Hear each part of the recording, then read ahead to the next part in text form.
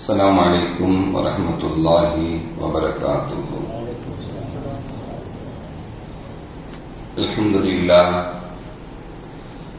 لله رب العالمين، الصلاة والسلام على أشرف المرسلين وعلى آله وصحبه أجمعين. أما بعد، فقد قال الله تعالى في القرآن العظيم والفرقان المجيد: أعوذ بالله من الشيطان الرجيم، بسم الله الرحمن الرحيم. اليوم أكملت لكم دينكم وأتممت عليكم نعمتي ورضيت لكم الإسلام دينا. رب اشرح لي صدري ويسر لي أمري واحلل عقدة من لساني يفقهوا قولي. اللهم صل على سيدنا محمد، اللهم صل عليه وسلم.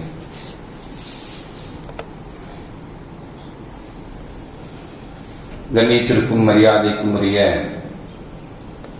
அல்லாஹ்வின் நல்லடியார்களே, அருமையான சகோதர பெருமக்களே, அருமை நாயகம் முஹம்மது ஸல்லல்லாஹு அலைஹி வஸல்லம் உடைய நற்பாக்கியம் நிறைந்த நல்லும்மத்துமார்களே, அருமையான பெருமக்களே, எந்த விஷயத்தை கேட்க இருக்கிறோமோ அந்த விஷயத்தின்படி அமல் செய்யக்கூடிய பாக்கியத்தினையும், கேட்ட விஷயங்களை பிறருக்கு எத்தி வைக்கக்கூடிய பாக்கியத்தினையும் அல்லாஹ் நம் அனைவருக்கும் வழங்கிடுவானாக. நம்முடைய வாழ்நாட்களை அல்லாஹ் ஆரோக்கியமான வாழ்நாட்களாக ஆக்கி தருவானாக. மருத்துவமனைகளுக்கு செல்லாத காலங்களாக ஆக்கி தருவானாக. மருத்துவமனை செலவினங்களிலிருந்து அல்லாஹ் நம் அனைவரையும் முழுமையான பாதுகாப்பானாக. எல்லா விதமான ஆபத்துகள், விபத்துகள், பலாய் முசீபத்துகள், பரவக்கூடிய தொற்று நோய்கள், அனைத்து விதமான பாவ செயல்களிலிருந்தும் அல்லாஹ் நம் அனைவரையும் முழுமையான பாதுகாத்து நிம்மதியான, அமைதியான, ராகத்தான, சந்தோஷமான, மகிழ்ச்சியான வாழ்க்கை இந்த உலகத்திலும் நாளை மறு உலகத்திலும் அல்லாஹ் அளவில்லாமல் வழங்கிடுவானாக. நம்முடைய ஹலாலான ஹாஜத்துகள் அனைத்தையும் அல்லாஹ் நிறைவேற்றி தருவானாக என்று இந்த நல்ல நேரத்தில் துஆ செய்து துவங்குகிறேன். அருமையானவர்களே,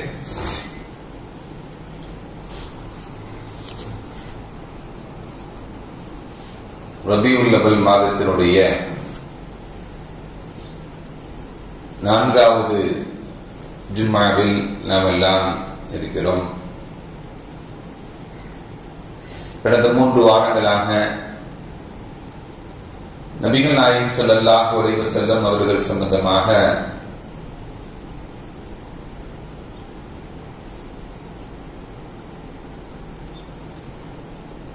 மூன்று தலைப்புகளில் நாம் பார்த்தோம்.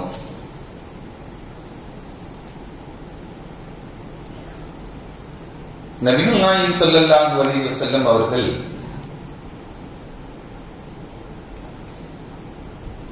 இப்படி சொல்லுவார்கள்: ஹயாத்தி கைருல் லக்கும் வ மமாத்தி கைருல் லக்கும்.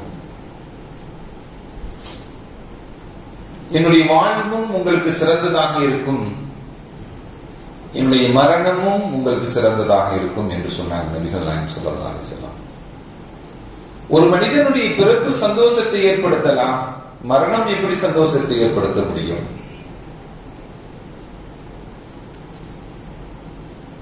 பிறப்பு சந்தோஷத்தை கொடுப்பதை போல மரணம் எப்படி சந்தோஷத்தை கொடுக்க முடியும்?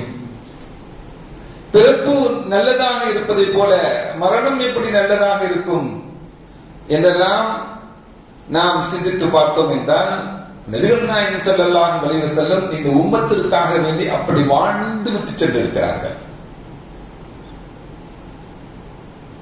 இந்த உலகத்தில் வாழ்ந்த தலைவர்களுடைய வாழ்க்கையெல்லாம் பார்த்தோம் என்றால், சிறந்த தலைவர்களாக வாழ்ந்தவர்கள் எல்லாம் தன்னுடைய கடைசி முடிவு நல்ல முடிவாக இல்லை.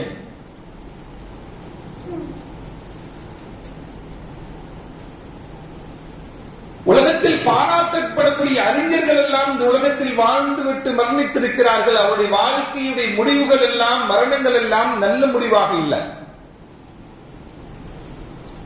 சாக்ரட்டிஸ் புகழப்படக்கூடிய அறிஞர், உலகமே புகழக்கூடிய அறிஞர், அவருடைய கடைசி நிலை மரண நிலை, மரண தண்டனையால் இறந்து போனான் சாக்ரட்டிஸ். அவனுக்கு விஷம் கொடுக்கப்பட்டு அவன் செத்து போனான்.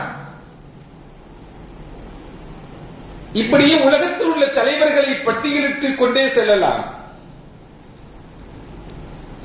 ஒரு ஆட்சியாளனை பெரும் வீரன் என்று சொல்லப்படும் என்றால் அது நெப்போலியனை தான் சொல்லப்படும். அது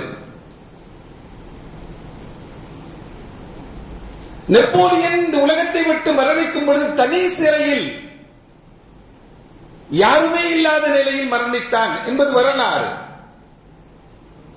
அவன் பிரான்சுடைய மன்னனாக இருந்தான் என்பதெல்லாம் இருந்தாலும் மரணிக்கும் பொழுது அவனுக்கு துணையாக யாரும் இல்லை, தனி அறையில் மரணித்தான்.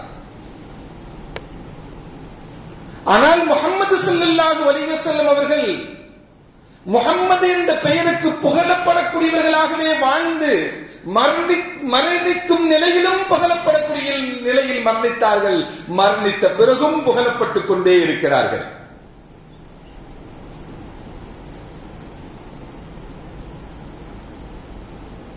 அன்னை ஆயிஷா ரலியல்லாஹு தஆலா அவர்கள் ஸல்லல்லாஹு அலைஹி வஸல்லம் அவர்களுடைய மரணம் குறித்து சொல்லும் பொழுது சொல்லுவார்கள், எனது மடியில் என்னுடைய மார்புக்கும் மடிக்கும் நடுவிலே ஸல்லல்லாஹு அலைஹி வஸல்லம் அவர்களுடைய முகம் இருந்து அரவணைத்து அவர்கள் என்னுடைய மடியில் தான் மரணமானார்கள் என்று சொல்லுவார். தனக்கு பிரியமான மனைவியுடன் சந்தோஷமான நிலையில் தன்னுடைய மனைவியுடைய வீட்டில் ஸல்லல்லாஹு அலைஹி வஸல்லம் அவருடைய மடியில் மரணமானார்கள் என்பதுதான் அன்னை ஆயிஷா ரலியல்லாஹு தஆலா அன்ஹா சொல்லக்கூடியது. இந்த உலகத்தில் வாழ்ந்த சமயத்தில் எந்த குறைவுகளும் இல்லாம நிறைவான வாழ்க்கையை வாழ்ந்துவிட்டு முஹம்மது ஸல்லல்லாஹு அலைஹி வஸல்லம் அவர்கள் இந்த உலகத்தை விட்டு மரணித்தார்கள். யாராவது மௌத்தாகிவிட்டால் அவருக்கு வயது என்னன்னு கேட்பாங்க. சிறு வயது மரணமா வயது முதிர்ந்த மரணமா என்று தெரிந்து கொள்வதற்காக வேண்டி ஸல்லல்லாஹு அலைஹி வஸல்லம் அவர்கள் இந்த உலகத்தை விட்டு மரணிக்கக்கூடிய சமயத்தில் அவர்களுக்கு வயது 63. அவர்கள் மரணிக்கக்கூடிய கடைசி சில நாட்களை தவிர அவர்கள் தள்ளாடவில்லை. யாரிடமும் எந்த உதவியும் பெற்றுக் கொள்ளவில்லை. தள்ளாத வயதிலிருந்து பாதுகாப்பு தேடிக் கொண்டிருந்தார்கள் தன்னுடைய வாழ்க்கை முழுவதும். அதனால் தள்ளாத வாழ்வு ரசூலுல்லாஹி ஸல்லல்லாஹு அலைஹி வஸல்லம் அவர்களுக்கு அல்லாஹ் கொடுக்கல. தனது தேவையை கடைசி நிலை வரையும் தானே செய்து கொண்டவர்கள் அவர்கள். மூஸா அலைஹிஸ்ஸலாத்து வஸலாம் இந்த உலகத்தில் வாழ்ந்து மரணிக்கக்கூடிய சமயத்தில் மலக்குல் மௌத் போனாங்க. என்ன விஷயமா வந்தீங்கன்னு கேட்டாங்க மலக்குல் மௌத்திட்ட மூஸா அலைஹிஸ்ஸலாம். அவங்க உயிரை கைப்பற்றதுக்கு தான் வந்திருக்கணும். சிலனை காட்டி ஒரு அடியை கொடுத்தாங்க.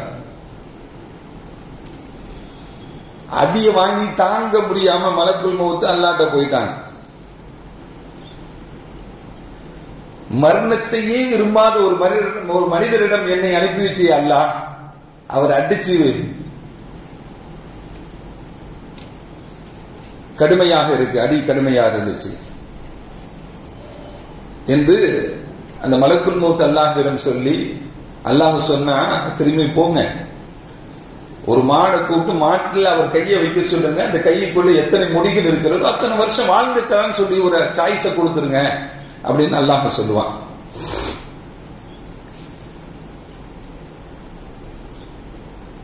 அவர்கள் அந்த வயசு முடிஞ்ச பிறகு நான் என்ன பண்ணுவேன்னு கேட்டாங்க.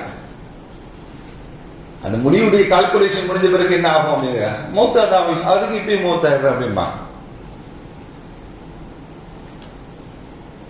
அவர்களுடைய மரணம் எங்கு ஏற்பட்டது, எப்படி ஏற்பட்டது?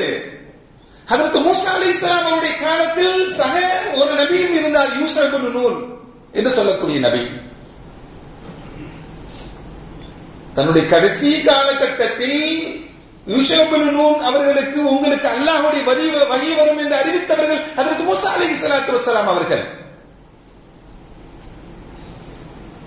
யூஸா இப்னு நூன் அவர்கள் சேர்ந்து ஒரு பகுதியா போகக்கூடிய சமயத்துல தான் கடும் காற்று, புயல் காற்று வீசியது. யூஸா இப்னு நூன் மூசா அலைஹிஸ்ஸலாமுடைய சட்டையை ஜிப்பாவை பிடிச்சுக்கிறாங்க. பார்த்தா கொஞ்ச நேரத்தில் பார்த்தா வெறும் ஜிப்பா மட்டும் இருக்கு, மூசா அலைஹிஸ்ஸலாம் இல்ல. ஏனென்றால் மூசா அலைஹிஸ்ஸலாம் தன்னுடைய வாழ்க்கையில் துஆ செய்தார்கள், யா அல்லாஹ் என்னுடைய மரணம், என்னுடைய அடக்கம் எங்கு இருக்க வேண்டும், என்னுடைய மரணம் எப்படி இருக்க வேண்டும் என்றால், நீ வாக்களிக்கப்பட்ட இடத்திற்கு அருகாமையில் ஒரு கல்லை தூக்கி போட்டா எவ்வளவு தூரமா இருக்குமோ, நீ வாக்களிக்கப்பட்டக்கூடிய இடத்திற்கு அருகாமையில் என்னுடைய மரணம் இருக்க வேண்டும். அதை வெளிப்படுத்திட்டு இந்த உலகத்துல மூசா அலைஹிஸ்ஸலாம் மௌத்தா இருந்தாங்கன்னா இன்னைக்கு இருக்கக்கூடிய இந்த யூதர்கள் எல்லாம் அங்க சுத்தி போய் உட்கார்ந்திருப்பாங்க. இவர்கள் குறுக்கு வழியில் என்ன வழி என்ன நடக்குதுன்னு நினைப்பாங்க யூதர்கள் எல்லாம். இவர்கள் அநியாயங்களும் அட்டூழியங்களும் மூசா அலைஹிஸ்ஸலாம் அவர்களை சும்மா விட்டு விடவில்லை. அவ்வளவு அநியாயமும் அட்டூழியம் பண்ணியவர்கள் இன்றும் மூமின்களை நிம்மதியாக வாழ விடவில்லை. காசா நகரத்தினுடைய காட்சிகளை எல்லாம் பார்த்தால் கண்கள் கொட்டுகிறது, கண்கள் கொட்டுகிறது. அங்கு உள்ள மக்கள் நிம்மதியாக வாழ முடியவில்லை. தினந்தினம் மரண பயத்துடன் வாழ்ந்து கொண்டிருக்கிறவர்கள், பெற்றோர்கள் இல்லாத எத்தனையோ பிள்ளைகள் இருக்கின்றன, கைகால் இல்லாத குழந்தைகள் இருக்கின்றன, பிள்ளைகளை இழந்து பெற்றோர்கள் இருக்கிறார்கள். உண்பதற்கு உணவு இல்லை, உடுத்துவதற்கு உடை இல்லை. சில நாட்களுக்கு முன்பாக, சில வாரங்களுக்கு முன்பாக அந்த பலஸ்தீன்ல இமாம் குத்பா மிம்பரில் ஏறி ஹம்து ஸலவாத்தை, அல்லாஹ்வை புகழ்ந்து ஸலவாத் ஓதி சொல்லுகிறார், நீங்களும் பசியாக இருக்கிறீர்கள், நானும் பசியாக இருக்கிறேன். நான் சொல்லுவதற்கு எனக்கு ஆற்றல் இல்லை, கேட்பதற்கும் உங்களுக்கு ஆற்றல் இல்லை. வ ஆகிரு தஅவானா அல்ஹம்துலில்லாஹி ரப்பில் ஆலமீன் தொழுக வச்சுட்டாங்க. இவ்வளவுதான் குத்பா. நீங்களும் பசியாக இருக்கிறீர்கள், நானும் பசியாக இருக்கிறேன். பேசுவதற்கு எனக்கு ஆற்றல் இல்லை, கேட்பதற்கு உங்களுக்கு ஆற்றல் இல்லை. வ ஆகிரு தஅவானா அல்ஹம்துலில்லாஹி ரப்பில் ஆலமீன். அருமையான பெருமக்களை, எவ்வளவு கடினமாக வாழ்ந்து கொண்டிருக்கிறார்கள். அல்லாஹ் அந்த மக்களுக்கு உயர்ந்த அந்தஸ்தை தருவானாக, மரணித்தவர்களுக்கு சுஹதாக்களுடைய அந்தஸ்தை தருவானாக, அந்த மக்களுக்கு நிம்மதியான வாழ்க்கையை தருவானாக, பைத்துல் முகத்தஸை மீட்டெடுக்கக்கூடிய பாக்கியங்களை தந்தர புரிவானாக, அந்த புனித இடத்திற்கு நாம் எல்லாம் சென்று தொழுகக்கூடிய பாக்கியத்தை தருவானாக. அருமையான பெருமக்களே, அந்த வாக்களிக்கப்பட்ட இடத்திற்கு அருகாமையில் நான் மரணமாக வேண்டும் என்று மூசா அலைஹிஸ்ஸலாம் கேட்டாங்க. எங்க போனாங்க? மலக்குமார்கள் தூக்கிட்டு போயிட்டாங்க, அவங்க அடக்கம் பண்ணிட்டாங்க. அருமையான பெருமக்களே, மரணம், ஒவ்வொரு மனிதனுடைய மரணமும் ஒவ்வொரு விதமாக இருக்கிறது. மூசா அலைஹிஸ்ஸலாம் ஒரு நபியுடைய மரணம் இப்படித்தான் இருந்தது. ஆனால் முஹம்மது ஸல்லல்லாஹு அலைஹி வஸல்லம் அவர்கள் இந்த உலகத்தில் வாழ்ந்த சமயத்தில் புகழுடன் வாழ்ந்தார்கள். மரணிக்கும் பொழுதும் புகழப்பட்டவர்களாக இருந்தார்கள்.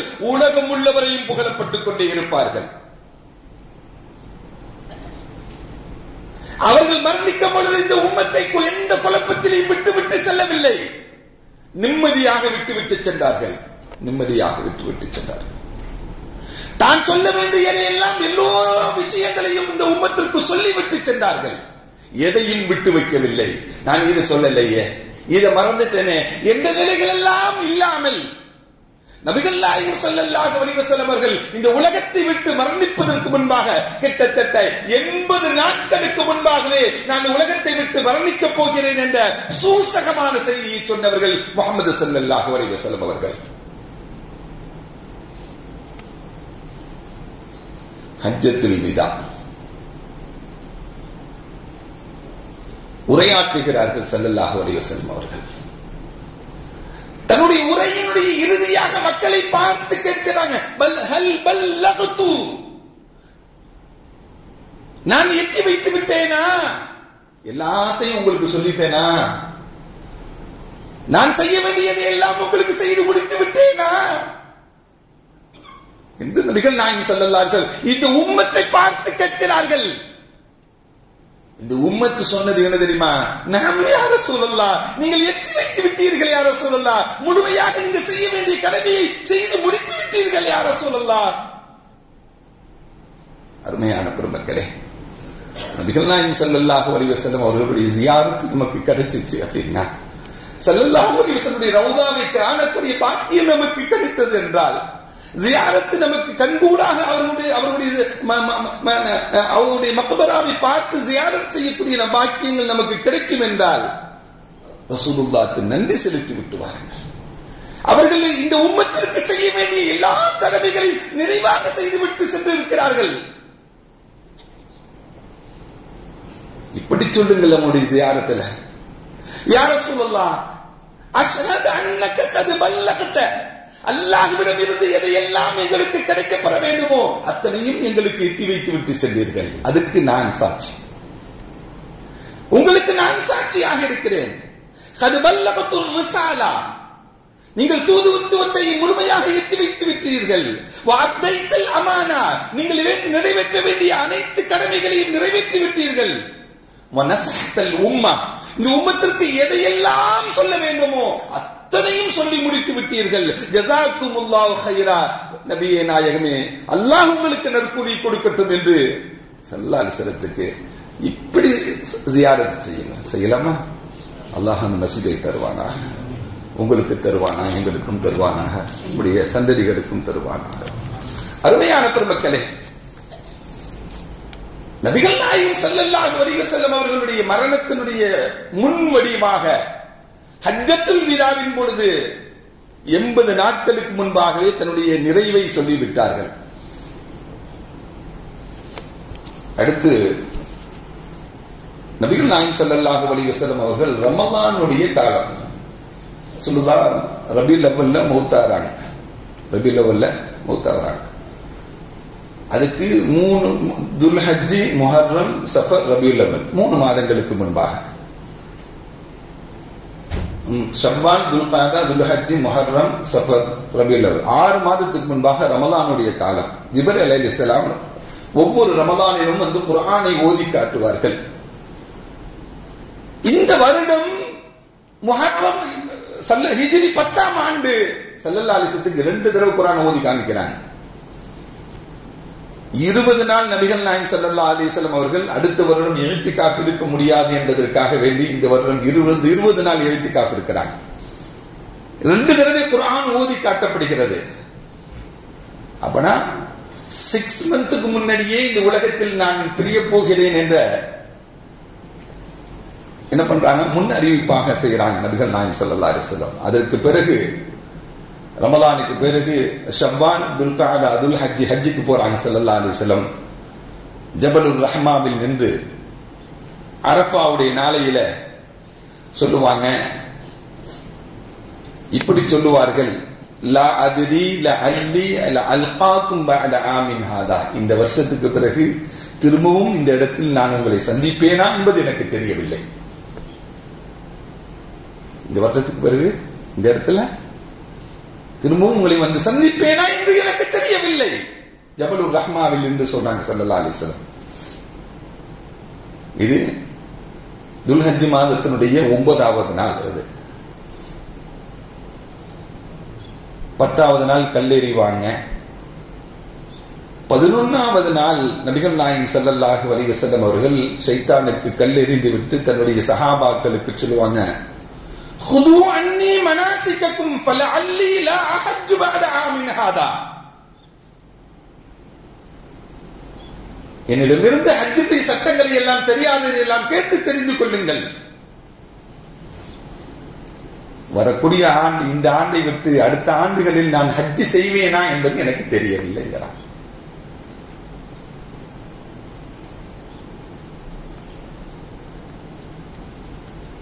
அதே துல்ஹஜ் மாதத்தினுடைய பிறை 12 ஐயாமுத் தஷ்ரீக்குடைய நாட்களில் ஒரு நாள், நோன்பு வைப்பதற்கு ஹராமாக்கப்பட்ட நாட்களில் ஒரு நாள். அந்த நாளையில் தான் சூரத்துன் நஸ்ர் என்று சொல்லக்கூடிய இதா ஜாஅ நஸ்ருல்லாஹி வல் ஃபத்ஹ் என்ற அத்தியாயம் இறங்குகிறது. சஹாபாக்கள் சந்தோஷம் அடைகிறார்கள் அந்த வசனங்களை, என்னுடைய கருத்துக்களை எல்லாம் பார்த்து. இப்னு அப்பாஸ் ரலியல்லாஹு தஆலா அவர்கள் மட்டும் தான் சொன்னார்கள். அபூபக்கர் சித்திக் ரலியல்லாஹு தஆலா கேட்கிறாங்க, இப்னு அப்பாஸ் இதற்கு விளக்கம் என்ன என்று கேட்கும் பொழுது, ஸல்லல்லாஹு அலைஹி வஸல்லம் வயதுடைய நிறைவாகிறது என்று சொன்னார். ஸல்லல்லாஹு அலைஹி வஸல்லம் வயதை முடிவு செய்வதற்குண்டான அத்தியாயம் தான் இந்த அத்தியாயம் அல்லாஹ் இறக்கியது. அபூபக்கர் தேம்பி தேம்பி அழுகிறார்கள், தேம்பி தேம்பி அழுகிறார்கள். அதற்கு பிறகு அந்த ஹஜ்ஜுக்கு பிறகு ஸல்லல்லாஹு அலைஹி வஸல்லம் அல்லாஹ்வை சந்திப்பதற்கு தயாராக ஆரம்பிச்சிட்டாங்க. இப்படி ஒரு ஹதீஸை நீங்கள் கேள்விப்பட்டிருப்பீங்க. ஸல்லல்லாஹு அலைஹி வஸல்லம் தங்களுடைய கால் வீங்கும் அளவிற்கு நின்று தொழுதார்கள். ஆயிஷா ரலியல்லாஹு தஆலா, யா ரசூலல்லாஹ், முன்பின் பாவங்கள் மன்னிக்கப்பட்ட நீங்கள் ஏன் கால் வீங்கக்கூடிய அளவுக்கு நின்று தொழுகிறீங்க? அஃபலா அகூன அப்தன் ஷகூரா, நான் அல்லாஹ்வுக்கு ஒரு நல்ல அடியாராக, நன்றி செலுத்தக்கூடிய அடியாராக நான் இருக்க வேண்டாமா என்ற இந்த ஹதீஸுடைய நிகழ்வுகள் எல்லாம் எப்பதான் நடக்குது? ஸல்லல்லாஹு அலைஹி வஸல்லம் கடைசி ஹஜ்ஜுக்கு பிறகு நடக்கக்கூடிய நிகழ்வுகள் எல்லாம் இதெல்லாம்.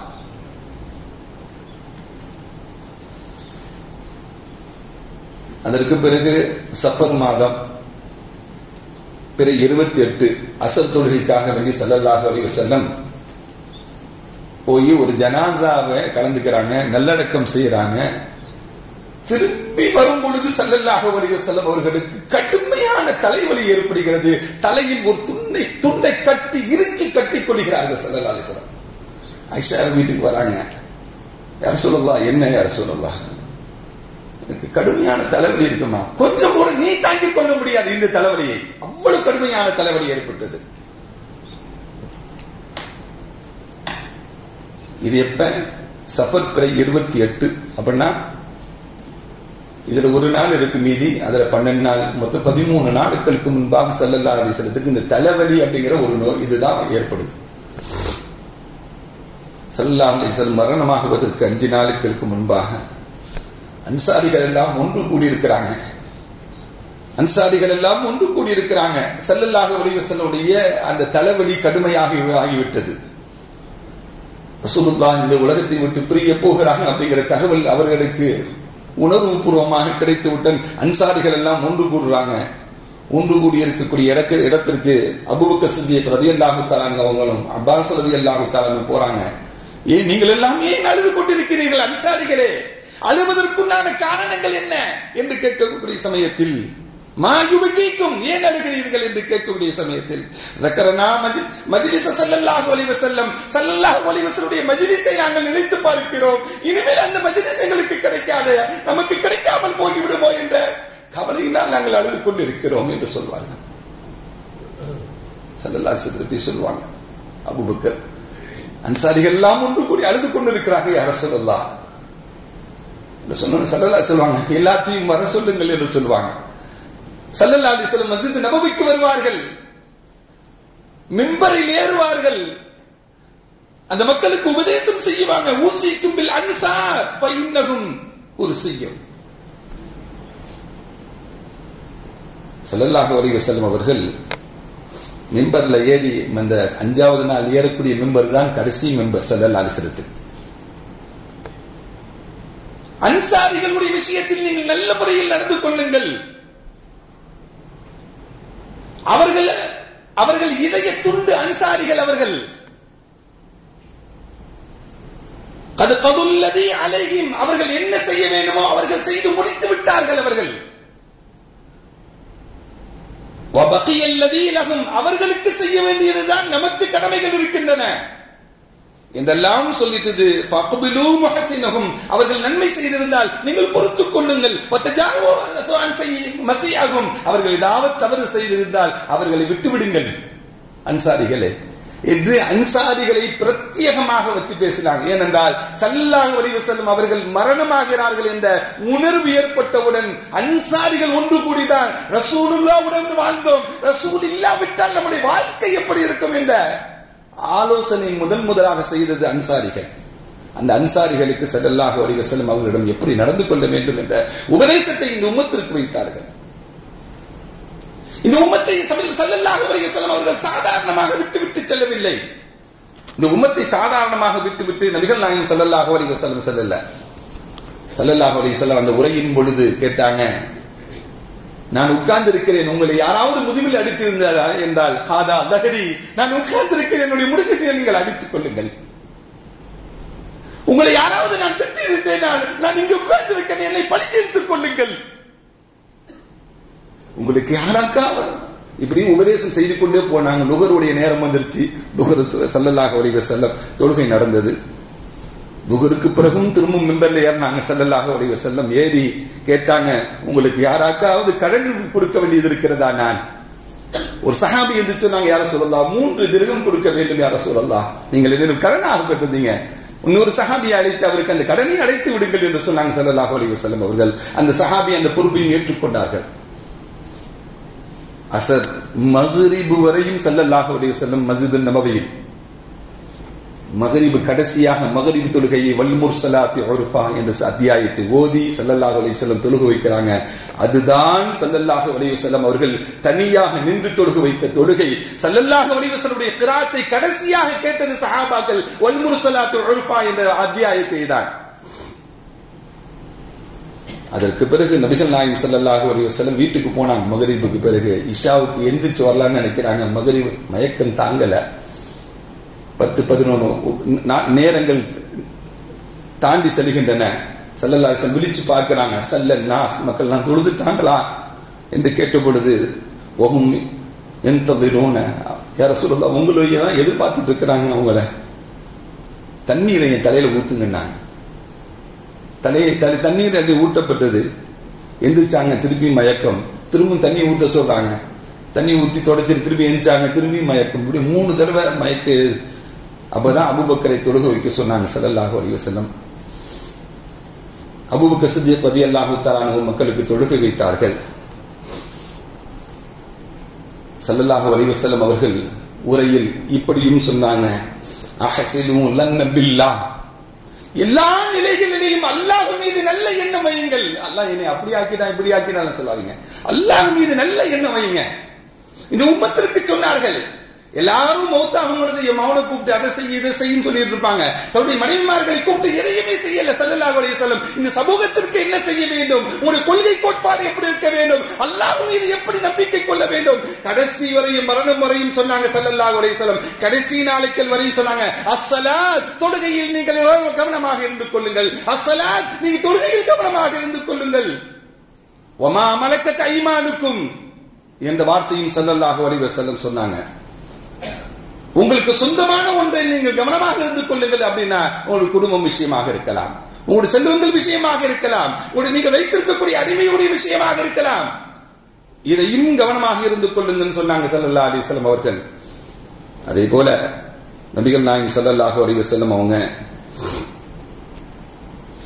மரணமாகுவதற்கு 2 நாளைக்கு முன்பாக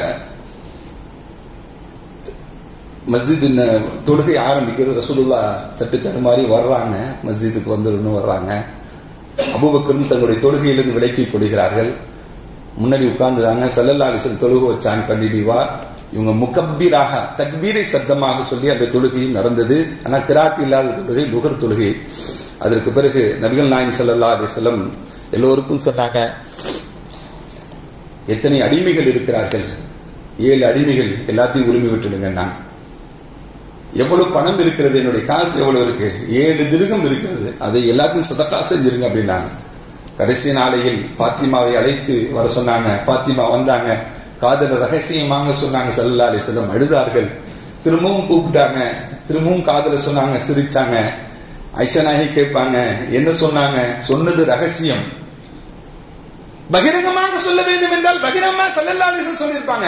என்னை கூப்பிட்டு தனியாக என்னுடைய காதில் சொன்னது ரகசியத்தை நான் பகிரங்கப்படுத்த முடியுமா? நம்ம எல்லாம் என்ன பண்ணுவோம், ரகசியம்னா நீங்க யார்ட்டையும் சொல்லாதீங்க, எனக்கு மட்டும் தான் தெரியும், இப்படி எல்லாம் சொல்லுவோம். ரகசியம் ரகசியமாக தான் இருக்க வேண்டும். மரண முறையும் முடிவாக கூடாது. ஆனா ஸல்லல்லாஹு அலைஹி வஸல்லம் மௌத்தான பிறகு சொன்னாங்க. ஃபாத்திமா ஆயிஷா நாயகி கேட்டதுனால சொன்னாங்க, முதலில் ஏன் அழுதே? நான் மரணமாக கூடிய செய்தியை ஸல்லல்லாஹு அலைஹி வஸல்லம் சொன்னாங்க. அவங்களுடைய மரணத்தை பற்றி சொன்னாங்க. திருப்பி ஏன் சிரிச்சிங்க? எனக்கு என்னுடைய மரணத்திற்கு பிறகு நீதான் முதலில் என்னுடைய குடும்பத்திலிருந்து மரணமாக வா என்று சொன்னாங்க. நான் சந்தோஷப்பட்டு சிரிச்சேன் என்றெல்லாம் அதற்கு அன்னை ஃபாத்திமா ரலியல்லாஹு தஆலா சொல்லுவாங்க. பரமையான பெண்மக்களே, இந்த உலகத்தில் நிறைவாக வாழ்ந்து விட்டு சென்றவர்கள் இந்த உம்மத்திற்கு என்ன நிறைவாக செய்ய வேண்டுமோ அனைத்து வழிகாட்டுகளையும் செய்துவிட்டு சென்ற பெருமானார் ஸல்லல்லாஹு அலைஹி வஸல்லமுடைய வழிகாட்டுதலை நம்முடைய வாழ்க்கை முழுவதும் நம்முடைய உடலில் உயிர் இருக்கும் முறையும் அவருடைய வாழ்வை நாம் பின்பற்றி நடக்கக்கூடிய நல்ல தௌஃபீக்கினை அல்லாஹ் நம் அனைவருக்கும் வழங்கிடுவானாக. வ ஆகிரு தஅவானா அல்ஹம்துலில்லாஹி ரப்பில் ஆலமீன். அஸ்ஸலாமு அலைக்கும் வ ரஹ்மத்துல்லாஹி வ பரகாத்துஹு.